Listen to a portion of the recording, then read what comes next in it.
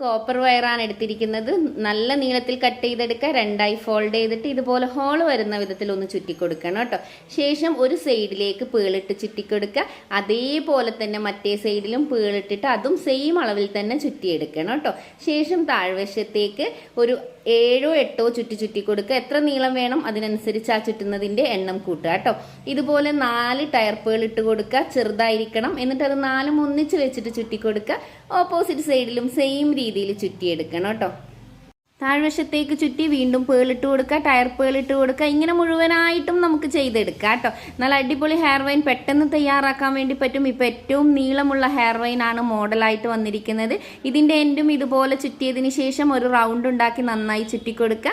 Hair ആക്സസറീസിൻ്റെയും jewellery മേക്കിങ്ങിൻ്റെയും online class ഞാൻ സംഘടിപ്പിക്കുന്നുണ്ട്. Join ചെയ്യാൻ താല്പര്യമുള്ളവർ സ്ക്രീനിൽ കാണുന്ന നമ്പറിൽ ഒന്ന് കോൺടാക്ട് ചെയ്യുക കേട്ടോ. നമ്മുടെ ഹെയർ വൈൻ തയ്യാറായിട്ടുണ്ട്. തീർച്ചയായും ഒന്ന് ട്രൈ ചെയ്ത് നോക്കൂ.